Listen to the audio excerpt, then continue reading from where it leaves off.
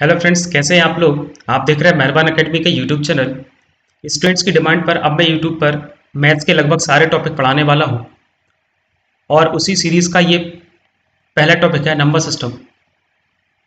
आज हम number system का पार्ट 1 पढ़ने वाले हैं, जिसमें कि हम इस चैप्टर का बेसिक्स जानेंगे और ऐसा बेसिक्स जो लगभग एग्जाम में कभी कभी पूछ देते हैं। तो आइए शुरू करते हैं नंबर सिस्टम को।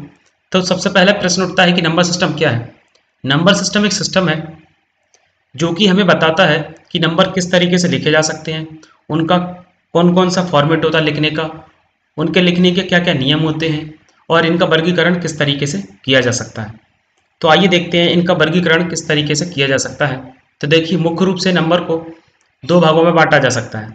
पहला है कॉम्प्लेक्स नंबर यानी कि सम्मिश्र संख्याएं, दूसरा है कंप्यूटर में उपयोग होने वाली languages, decimal numbers, binary numbers, octadecimal numbers, hexadecimal numbers.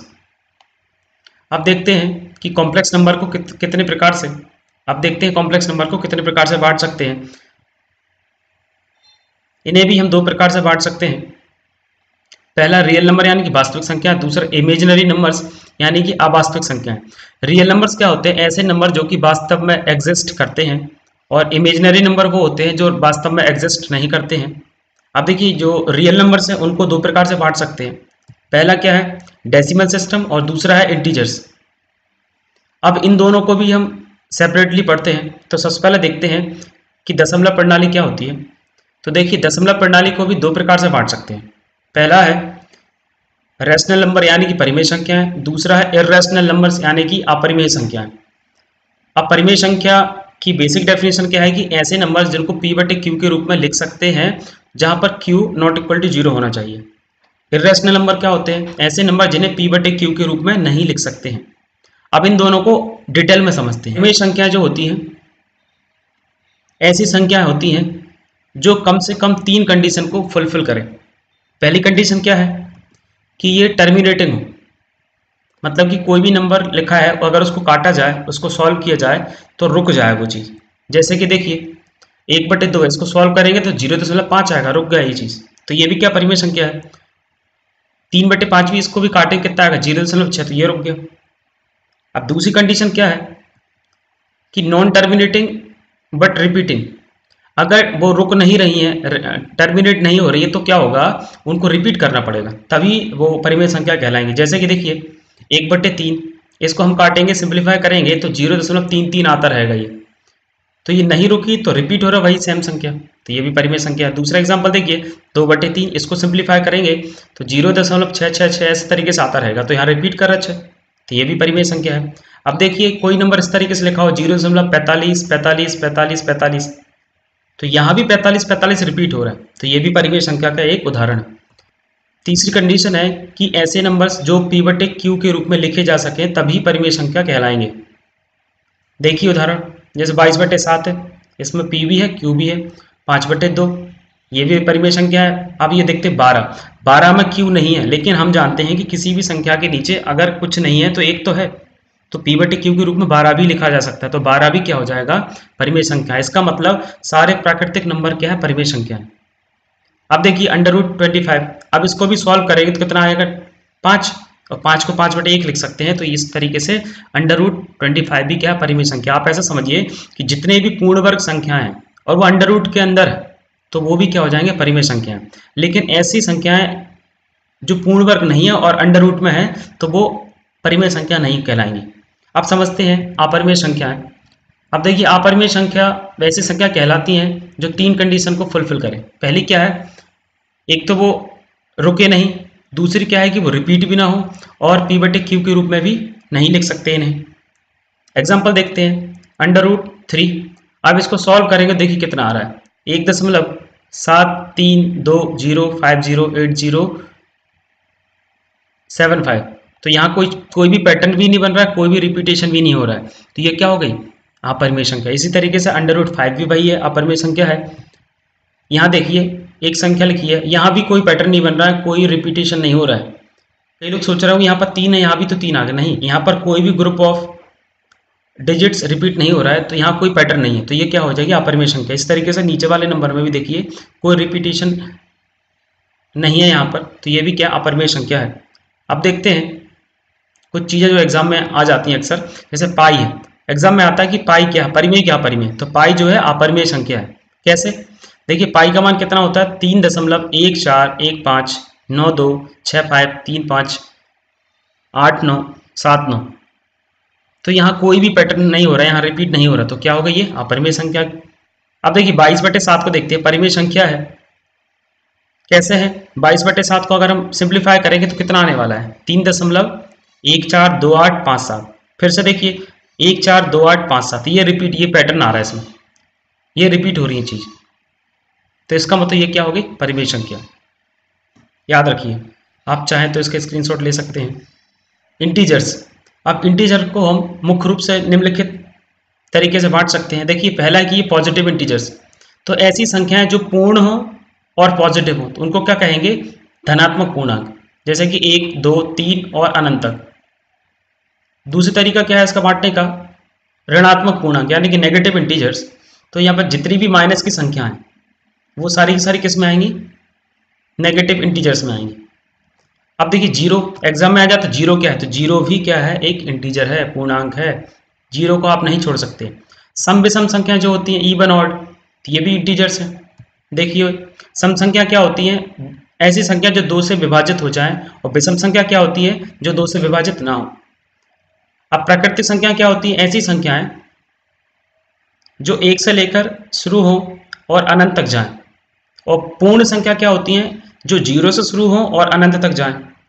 अब कंफ्यूजन क्या होता है किसी किसी को पूर्ण संख्या और पूर्णांक में, तो पूर्णांक हम ये पढ़ रहे हैं, ये पूर्ण संख्या अलग है, पूर्ण संख्या 0 से अनंत तक, और पूर्णांक अलग है, मतलब ऐसा नंबर जो पूर्ण हो वो पूर्णांक कहलाता है, और पूर्ण संख्या क्या है 0 से अनंत तक। इसमें कंफ्यूज नहीं होना है। चलिए आगे बढ़ते हैं। अब समझते हैं पॉजिटिव इंटीजर कितने प्रकार की होती हैं। प्राइम नंबर हो सकते हैं, ये कंपोजिट नंबर हो सकते हैं, को प्राइम नंबर हो सकते हैं, ट्विन प्राइम हो सकते हैं, रिलेटिव प्राइम हो सकते हैं, परफेक्ट स्क्वायर हो सकते हैं। इस तरीके से इनको हम बांट सकते हैं। अब एक एक करके सबको समझते हैं। सबसे पहले समझेंगे प्राइम नंबर्स क्या होते हैं, मतलब कि अभाज्य संख्या क्या होती है। तो अभाज्य संख्या ऐसी संख्या होती हैं जिनमें सिर्फ खुद और एक से भाग जाए, किसी और संख्या से भाग ना जाए, या फिर दूसरी भाषा में कहें ऐसी संख्या जिनके सिर्फ 2 गुणनखंड हो, सिर्फ 2 फैक्टर हो, तो वो प्राइम नंबर्स कहलाते हैं। उदाहरण देखिए 2 3 5, 2 के भी 2 फैक्टर हैं, कौन कौन से 2 और 1, 3 के भी 2 फैक्टर हैं 3 और 1, इसी तरीके से 5 के भी सिर्फ 2 ही फैक्टर हैं। तो इस प्रकार ये 2 3 5 भी क्या होगा प्राइम नंबर। अब देखते हैं 100 तक कितने प्राइम नंबर होते हैं। तो ये मैंने आपको लिस्ट प्रोवाइड कर दी, आप इसका स्क्रीनशॉट ले लें, कॉपी में लिख लें, तो इनको गिनेंगे आप तो ये 25 निकलेंगे। 1 से लेकर 100 तक कितने प्राइम नंबर है 25। अच्छा और भी देखते हैं कि 1 से लेकर 25 तक कितने प्राइम नंबर होते हैं 9, और 1 से लेकर 50 तक 15 होते हैं, और 1 से लेकर 100 तक तो 25 हमने देख ही लिए। चलिए आगे बढ़ते हैं। अब समझते हैं को प्राइम नंबर्स। तो ऐसी संख्याएं जो कि अभाज्य हो और उनका एचसीएफ कितना 1 हो तो उनको बोलते हैं को प्राइम नंबर्स। एग्जांपल देखिए 2 3 एचसीएफ कितना 1, 17 19 एचसीएफ कितना 1, 23 31 एचसीएफ कितना 1, तो ये सारे के सारे क्या हो गए ये को प्राइम नंबर के सेट हो गए। आप समझते हैं रिलेटिव प्राइम नंबर। तो ऐसे कोई भी 2 नंबर जिनका एचसीएफ 1 होता है वो क्या कहलाते हैं रिलेटिव प्राइम नंबर। जरूरी नहीं है कि वो प्राइम नंबर हो, कोई भी 2 नंबर जिनका एचसीएफ क्या हो जाए 1 हो जाए तो वो रिलेटिव प्राइम नंबर कहलाएंगे। उदाहरण देखिए 4 9, 4 भी प्राइम नंबर नहीं है, 9 भी प्राइम नंबर नहीं, लेकिन इनका एचसीएफ 1 है तो ये रिलेटिवली प्राइम नंबर है। 23 19 ये भी रिलेटिवली प्राइम नंबर है। 5 11 ये भी रिलेटिवली प्राइम नंबर है। आप इनको याद रखिए, स्क्रीनशॉट ले लीजिए। अब देखते हैं ट्विन प्राइम नंबर क्या होते हैं। ऐसे 2 प्राइम नंबर जिनका अंतर 2 होता है तो वो क्या कहलाते हैं ट्विन प्राइम नंबर कहलाते हैं। वो एग्जांपल देखिए 3 5 11 13 और 17 9, इन तीनों में डिफरेंस कितना है 2 2 का है, 2 2 का अंतर है, तो ये क्या है ट्विन प्राइम नंबर कहलाते हैं। अब देखिए मैंने आपको तीनों को बता दिया, तीनों में हल्का सा कंफ्यूजन होता है, एक बार आपको रिवीजन करा दूं। देखिए को प्राइम नंबर क्या होते हैं, कोई भी 2 प्राइम नंबर जिनका एचसीएफ 1 होता है, और रिलेटिवली प्राइम नंबर क्या होते हैं, ऐसे कोई भी 2 नंबर, जरूरी नहीं प्राइम नंबर हो, जिनका एचसीएफ 1 होता है वो रिलेटिवली प्राइम नंबर कहलाएंगे। अब देखिए अब ट्विन प्राइम नंबर क्या होते हैं, ऐसे 2 प्राइम नंबर जिनका अंतर 2 होता है तो वो क्या कहलाते हैं ट्विन प्राइम नंबर कहलाते हैं। एग्जाम्पल ये। अब आगे बढ़ते हैं। देखिए आप समझते हैं कंपोजिट नंबर भाज्य संख्या, ऐसी संख्याएं जिनके गुणनखंडों की संख्या 3 या 3 से अधिक हो। या फिर ऐसी संख्याएं जो खुद से एक और किसी एक अन्य संख्या से भी विभाजित होंगे। उदाहरण है 4, 6, 8, 10। तो ये जो 4 है वो 4 से विभाजित हो रहा है, 1 से भी हो रहा है, 2 से भी हो रहा है। तो ये क्या हो गया? कंपोजिट नंबर हो गया। अब कुछ चीज़ें नोट करके आपको याद रखनी है कि एक जो है ना तो भाज्य संख्या है ना अभाज्य संख्या है, आपको ये चीज़ याद रखनी है। 2 एकमात्र ऐसी सम संख्या है जो कि अभाज्य संख्या है। अब स्थानीय मान को समझते हैं। स्थानीय मान को समझने के लिए एक एग्जांपल लेते हैं। मान लीजिए संख्या है, अगर हम एक नंबर को पकड़े 6 को, अब एग्जाम में पूछा जाए कि 6 का स्थानीय मान क्या है, तो स्थान को देखिए कितने कौन से नंबर पे है, ये चौथे नंबर पे है। तो स्थानीय मान निकालने का तरीका, जो नंबर आपसे पूछा गया उसके आगे जितने भी अंक हैं उनकी जगह पे 0 लिख दो। तो क्या हुआ? 6 का स्थानीय मान कितना हो गया? 6000। इसी तरीके से अगर जातीय मान पूछे, मतलब 6 की जात क्या है, ये 6 है, तो इसका क्या हो गया? जातीय मान क्या हो गया? 6 हो गया। अब एग्जाम में प्रश्न इस प्रकार से आता है, पूछा जाएगा कि 6 के स्थानीय मान और जातीय मान का योग कितना होगा। तो स्थानीय मान कितना? 6000 है और जातीय मान कितना? 6। दोनों को जोड़ देंगे कितना आ जाएगा? 6006। अब एक प्रश्न आप बताइए, कमेंट करके बताइए, इसमें ये जो दिया है नंबर, यहाँ पर 2 के स्थानीय मान और जातीय मान का योग कितना है? प्लीज कमेंट करें। अब आगे बढ़ते हैं। अब देखिए संख्याओं में भाग संक्रिया को समझते हैं, मतलब कि डिवीजन और नंबर्स। मान लीजिए मैं एक संख्या लूँ 25, इसमें 2 से भाग दूँ। तो 25 में 2 से भाग दिया तो क्या आएगा? यहाँ पर इसका जो भागफल आएगा वो कितना आएगा? 12 आएगा और बच कितना जाएगा? 1 बच जाएगा। तो आप इसको टर्मिनोलॉजी समझिए, क्या कहते हैं इसको? 25 में भाग दे रहे हैं तो जो 25 है उसको बोलते हैं भाज्य संख्या, और जिससे भाग दे रहा है उसको बोलते हैं भाजक, यानी कि डिवीजर। इसको हम डी से दर्शाएंगे। अब 12 क्या है? ये भागफल है, जिसको कोशेंट बोलते हैं, हम इसको क्यू से दर्शाएंगे। और जो बच गया उसको बोलते हैं शेषफल, मतलब रिमाइंडर, हम आर से दर्शाएंगे। मान लीजिए मुझे ये संख्या फिर से प्राप्त करनी है, तो कैसे प्राप्त करूंगा मैं? तो देखिए इन दोनों का गुणा करो, 12 और 2 का गुणा कर दो और उसमें 1 जोड़ दो, जैसे कि यहाँ लिखा हुआ है, तो हमको 25 प्राप्त हो जाएगा। तो यहाँ से एक फॉर्मूला बना सकते हैं कि अगर संख्या प्राप्त करनी है, संख्या मतलब कि भाज्य प्राप्त करना है, तो भाजक और भागफल का गुणा करके उसमें शेषफल जोड़ देंगे तो वो संख्या प्राप्त हो जाएगी। तो फॉर्मूला बन गया n बराबर d into q plus r. अब इस पे आधारित कुछ प्रश्न को देखते हैं। देखिए पहला प्रश्न है, 1043 को किसी संख्या से भाग देने पर भागफल 11 तथा शेषफल 20 प्राप्त होता है, तो भाजक ज्ञात कीजिए। अब फॉर्मूला हम लगा दें यहाँ पर, ये जो 1043 से भाग दे रही है तो संख्या हो गई। तो संख्या कितनी? 1043, और डी हमें नहीं पता, और कोशेंट यानी कि भागफल 11 है और रिमाइंडर यानी कि शेषफल 20 है, तो इसको हम रख दिया। तो यहाँ से डी बराबर कितना हो जाएगा? 93, जो हमसे पूछा गया था। डी मतलब भाजक। अब अगला प्रश्न है, भाग की एक प्रक्रिया में यदि भाजक भागफल का 10 गुना है तथा शेषफल का 5 गुना है, ये 5 लिखा हुआ है। यदि शेषफल 48 है तो भाज्य ज्ञात कीजिए। अब हमको गिवन क्या है कि शेषफल 48 है, और एक दूसरी चीज क्या गिवन है कि जो भाजक है वो भागफल का 10 गुना है और भाजक ही शेषफल का 5 गुना है। तो ये दोनों कंडीशन ये भाजक को रिप्रेजेंट कर रही हैं, तो इसका मतलब ये दोनों क्या होगी? बराबर होगी। तो हमने यहाँ लिख दिया 10 गुणा भागफल बराबर 5 गुणा शेषफल। तो यहाँ से हमको चीज समझ में आ गई कि जो भागफल हो जाएगा वो कितना हो जाएगा कि शेषफल बटे 2। यहाँ से देखो 5 से काटेंगे इसको तो 2 आ जाएगा। यहाँ से सॉल्व करने के बाद आएगा भागफल बराबर शेषफल बटे 2। तो कितना हो गया? 48 बटे 2 मतलब 24। तो भागफल आ गया 24। अब हमसे पूछा गया है कि भाज्य क्या है, तो भाज्य बराबर फॉर्मूला होता है d into q plus r. तो डी मतलब होता है डिवीजर, जिससे हम भाग दे रहे हैं, तो वो कैसे निकलेगा? देखिए भाजक, भाजक क्या है? 10 गुना है भागफल का। भागफल कितना? 24, उसका 10 गुना करेंगे तो कितना आ गया? 240। और कोशेंट मतलब भागफल कितना है? 24 आ गया हमारा, ये देखिए यहाँ पर। और 48 क्या हमारा शेषफल, इसको हम रखेंगे, सॉल्व करेंगे तो 5808 आएगा इसका आंसर।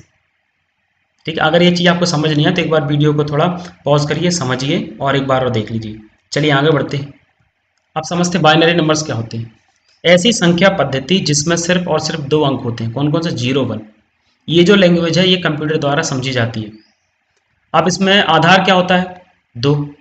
तो एग्जाम में अक्सर प्रश्न यही आता है कि आधार क्या है बाइनरी नंबर का? कितना है? 2। यहाँ बाय मतलब भी 2 होता है, तो अब यहाँ से भी आप समझ सकते हैं। अब देखिए कंप्यूटर में जो इनपुट और आउटपुट दिए जाते हैं वो बाइनरी लैंग्वेज में ही दिए जाते हैं, क्योंकि जो कंप्यूटर है वो बाइनरी लैंग्वेज को समझता है, वो हिंदी इंग्लिश को नहीं समझता, वो 0 1 को ही समझता है। अब क्या होता है कंप्यूटर में?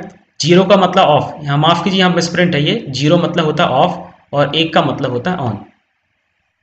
उदाहरण देखिए 0001, तो ये क्या होगा, ये बाइनरी नंबर का एक उदाहरण है और ये इसका पूरा मान कितना होगा 1। अच्छा, ये नीचे जो दिख रहा है वो उसका आधार लिखा जाता है, उसका बेस लिखा जाता है संख्या का। तो ये 2 दिखा है दोनों में, इसका मतलब ये बाइनरी नंबर से 0010, ये जो दिख रहा है ये हमको दिख रहा है 10 जैसा, लेकिन 10 नहीं है, ये 2 है। ठीक है, अब इसका कन्वर्जन मैं आपको एक अलग सेपरेट वीडियो में पढ़ा दूंगा, क्योंकि मैथ्स का पार्ट नहीं है, फिर ये जीके वाला पार्ट हो जाता है, कंप्यूटर जीके का पार्ट हो जाता है ये। अब देखिए इस तरीके से ये डेसिमल नंबर, जो हम नंबर यूज़ करते हैं उनको डेसिमल नंबर कहा जाता है। तो इनका देखिए 0 को इस तरीके से लिखा जाता है, 1 को इस तरीके से लिखा जाता है, 2 को देखिए यहाँ पर 0010 यहाँ लिखा हुआ था 2। इस तरीके से आप इसका स्क्रीनशॉट ले लीजिए, कभी मैं आपको वीडियो बना के और समझा दूंगा अच्छे से कंप्यूटर जीके में। अब देखते हैं ऑक्टल नंबर क्या होता है। अब देखते हैं ऑक्टल नंबर क्या होता है। तो ऑक्टल नंबर ऐसी संख्या पद्धति है जिसमें 8 अंक होते हैं। 8 अंक कौन कौन से, 0 से लेकर 7 तक। तो इसका आधार कितना हो जाएगा 8। अब इसके कुछ एग्जाम्पल देखें, 123 और ये आधार कितना 8, तो ये क्या हो गया ऑक्टल नंबर है। 675 भी क्या हो गया, एक ऑक्टल नंबर है। अगर यहाँ पर ये 8 नहीं लिखा होगा तो फिर ये डेसिमल नंबर हो जाएगा, इसको आप याद रखिए। अब देखिए जैसे कि लिखा हुआ है 987 और आधार लिखा 8, तो ये गलत हो रहा है, ये ऑक्टल नंबर नहीं है। कैसे नहीं है, क्योंकि यहाँ पर 9 और 8 अंक प्रयोग हो रहे हैं, जबकि ऑक्टल नंबर सिस्टम में 8 और 9 तो होते ही नहीं, सिर्फ 7 तक नंबर होते हैं, तो ये गलत हो गया। अगर इसको इस तरीके से लिखा जाता 9 8 7 और नीचे लगा देते 10, तो ये डेसिमल नंबर हो जाता, तो सही हो जाता। या फिर 9 8 7 सिंपल भी लिखें तो ये डेसिमल नंबर है, क्योंकि हम जो अभी प्रेजेंट में पढ़ रहे हैं वो डेसिमल नंबर ही हम यूज़ करते हैं मैथमेटिक्स में। तो ये भी कोई गलत नहीं है लिखने का तरीका, अगर बेस नहीं लिखेंगे तो। आप समझते हैं हेक्साडेसिमल नंबर सिस्टम, ऐसा नंबर सिस्टम जिसमें 16 अंक होते हैं वो हेक्साडेसिमल नंबर कहलाता है। अब देखिए कौन कौन से 16 अंक हैं, देखिए 0 1 2 3 4 5 6 7 8 9 A B C D E F। यहाँ से देखिए 9 तक तो संख्या ठीक थी, 10 की जगह क्या लिख दिया हमने A, 11 की जगह पे B, 12 की जगह पे C, 13 की जगह पे D, 14 की जगह पे E और 15 की जगह पे F। तो प्रश्न ये आ जाता है कि F का मान क्या होता है, तो F का मान कितना होगा 15, आप इसको याद रखिए। अब इसका आधार कितना हो जाएगा, 16 अंक है तो आधार भी कितना हो जाएगा 16। अब उदाहरण के तौर पर देखें तो 123 और आधार में क्या लिख दिया 16, तो ये क्या हो गया हेक्साडेसिमल हो गया। और 6AF, तो ये भी क्या हो गया हेक्साडेसिमल नंबर। तो ये था hexadecimal number system. I hope आपको ये चीज़ समझ में आई होगी। अगर आपको लग रहा है कि मैं मेहनत कर रहा हूँ तो आप वीडियो को लाइक ज़रूर कर दें, अपने दोस्तों को शेयर कर दें जो कि अच्छे से पढ़ना चाहते हैं नंबर सिस्टम को। और चैनल तो सब्सक्राइब आप लोगों ने कर ही लिया होगा। अब ये इस तरीके से ये पार्ट 1 था, पार्ट 2 अगले दिन अपलोड हो जाएगा। अगर आप वीडियो को कुछ दिन बाद देख रहे हैं तो आपको ये वीडियो प्लेलिस्ट में मिल ही जाएगा। अगर आपको इस लेक्चर की PDF चाहिए तो आप टेलीग्राम पे जाइए और मेहरबान सर सर्च करिए, तो वहाँ पर मैं आपको मिल जाऊँगा। उस चैनल पे मैं इसका PDF पे आपको भेज दूँगा। Thank you for watching.